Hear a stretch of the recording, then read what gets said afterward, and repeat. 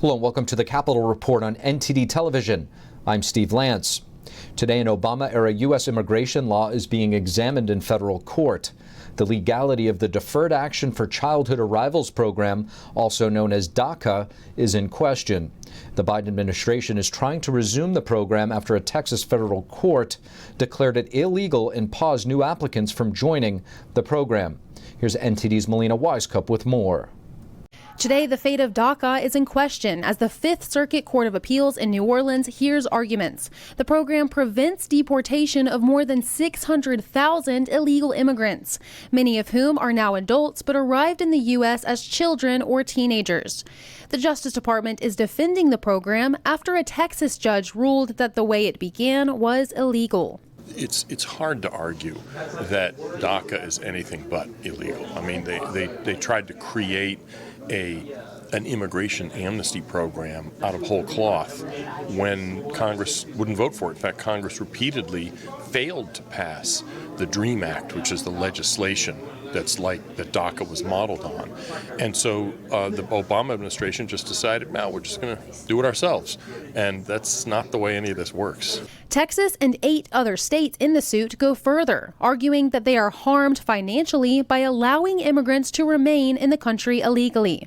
Mark Krikorian, the executive director for immigration studies, tells us that there is a place for a program like DACA to protect the most vulnerable, but there must be enforcements. A limited, narrow version that dealt with the truly most sympathetic, compelling cases, and that was balanced with enforcement measures to try to limit the likelihood of future people being in this situation. For now, the DACA program is still intact for illegal immigrants who are already benefiting from it. But the government cannot approve new applications while the program is being challenged in court. And today in D.C., the Center for Immigration Studies held a panel to explain the multitude of lawsuits that the Biden administration is facing for their immigration policies. This includes their attempts to end Trump-era programs such as the Remain in Mexico policy and Title 42. The lawsuits are also challenging Biden's new immigration policies he's implemented since taking office. Given the fact that the Biden administration, by and large, isn't enforcing the immigration laws in the interior of the United States, it's really setting up a constitutional challenge in which that will probably come to pass. The speakers are brainstorming ideas for how Congress can pass new immigration laws to quell the chaos at the southern border. The former Deputy Secretary of Homeland Security, Ken Cuccinelli, says the first step is for Republicans to strengthen their stance to make changes. If they detain every illegal who comes across this border, then you've ended catch and release. I don't really believe the Republicans have the fortitude to do that, not in the face of the kind of numbers that this administration is inviting over. The latest immigration policy at the forefront is the Remain in Mexico policy. The Biden administration got a win last week when the Supreme Court gave the White House the green light to end the Trump-era rule that required illegal immigrants to stay in Mexico to await their court dates. But so far, the Biden administration has not ended the program. There are actual legal issues that are still remaining. In fact, the Supreme Court admitted they didn't even tackle the hardest legal issues. It was a very narrow decision. And it's not the end of the line for the Remain in Mexico policy. Arthur tells us he expects this challenge to go back to the district court to work out more details. Reporting in Washington, D.C., Melina Wisecup, NTD News. Several Texas counties are declaring a border invasion on the southern border. They're calling on the state to make the same move. Texas Congressman Michael Cloud joins us to discuss. Congressman Michael Cloud, thank you so much for joining us. Sure, it's good to be with you today.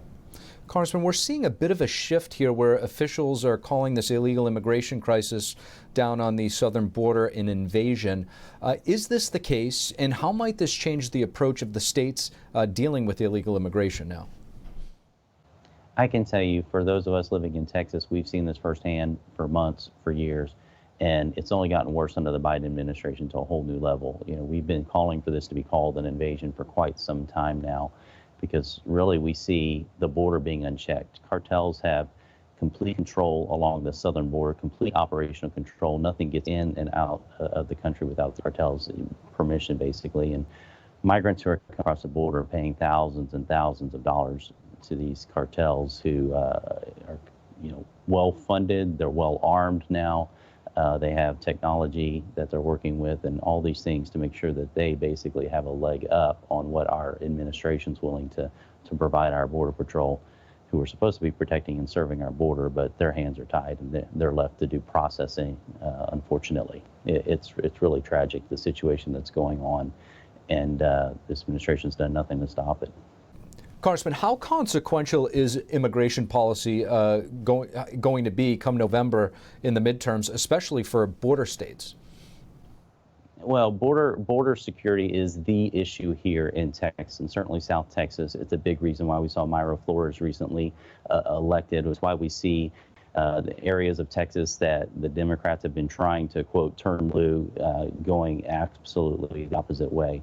The extreme left has tried to turn this into an issue. We see now the Biden administration really fighting Arizona's attempt to say only citizens can vote. And so this is all tying into people are beginning to see, they're finally starting to say out loud supposedly the things that we've wondered if were their objectives all along. And so this in Texas, it's our schools, it's our hospitals, it's our communities who are having to carry the burden of this. I talk to on a weekly basis who will find dead bodies on their property. They will come across the rape tree that's on their property because of what the cartels are doing. I've had ranchers come and cartel members say, stay off this part of your property here in the United States of America tonight because we'll be using that part of your property. So, the Constitution says that the federal government will protect against invasion. And so certainly people here in Texas are experiencing it and also experiencing the failure of this government to protect us from invasion. Are you concerned at all that the lines sometimes get blurred between illegal immigration and legal immigration? And what do you say to the other side that sometimes paints Republicans as anti-immigrant? Well, I can speak firsthand to this. My wife is a naturalized citizen, so this is all about honoring, respecting a right process, a legal process, and de-incentivizing an illegal process that only funds cartels.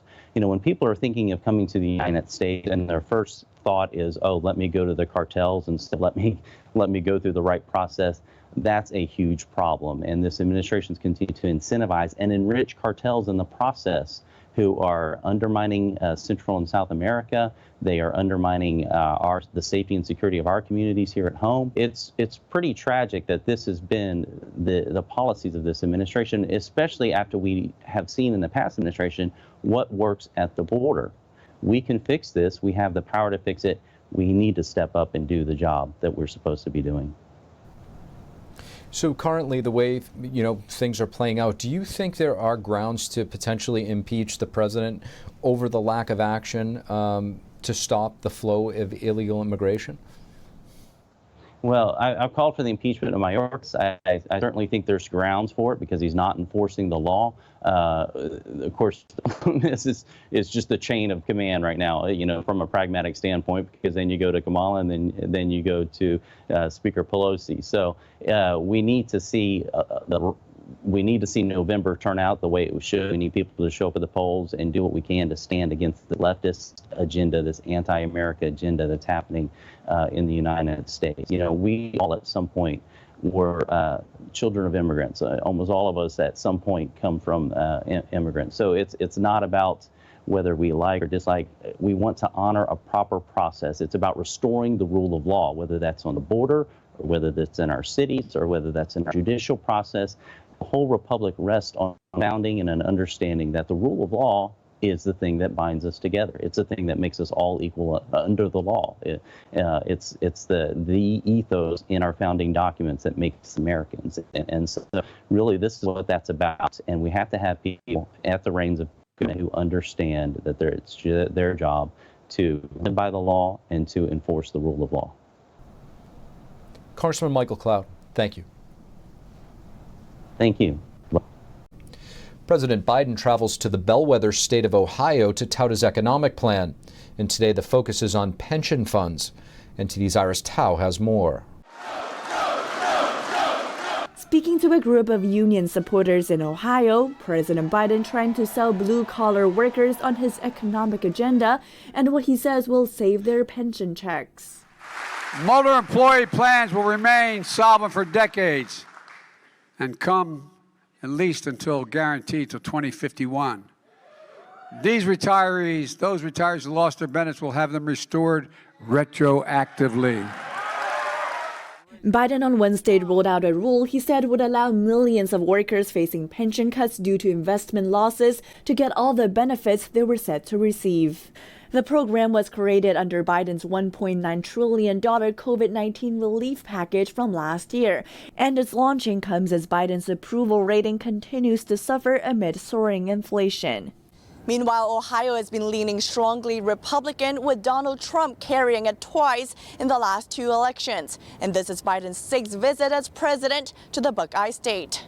And Biden sending his party's campaign message here, calling the GOP the party that chose to make life more comfortable for the already comfortable. And that's why this election is going to be so darn important. The key is that we just have to remember who built this country. But Biden's Ohio visit also met with backlash. In a Wednesday statement, Ohio's Republican Senate nominee J.D. Vance called Biden's time in office, quote, a disaster for working-class Ohioans, citing what he calls wasteful spending and an inflation crisis. Reporting in Washington, D.C., Iris Tao, NTD News. Have you ever wondered who in the White House gets paid the most? Well, it's Francis Collins, former director of the National Institute of Health. The White House revealed the salaries of its employees this week. Dr. Francis Collins left his position at NIH in December of 2021 and later became President Biden's science advisor. According to data compiled by Open the Books, a nonprofit government watchdog, Collins' annual pay is $300,000. This is almost 50% more than what he was making as head of the NIH, which was over $203,000 on an annual basis. White House Press Secretary Karine Jean-Pierre makes $180,000, along with domestic policy advisor Susan Rice and President Biden's chief of staff Ron Klain. Open the Books said that this is the most expensive White House staff ever. President Biden's payroll topped $49 million in 2021, which is the highest since 1995, when such data was first reported. Biden makes the standard presidential salary of $400,000. Senators Marco Rubio and Mark Warner are asking the Federal Trade Commission, FTC, to investigate TikTok. This is over concerns of data security. A recent report by BuzzFeed News says that TikTok's engineering team reports to the platform's parent company based in Beijing. The parent company, called ByteDance, is partly owned by the Chinese Communist Party. In their letter to the FTC, Rubio and Warner said that recent security laws imposed by the CCP make TikTok's user data unsafe from Communist Party access. They also said that through TikTok's parent company ByteDance, the Chinese regime has extensive and extrajudicial access to user data, and this is regardless of where the data is ultimately stored. Thank you for watching the Capitol Report. If you want to see our full broadcast, check us out at epochtv.com.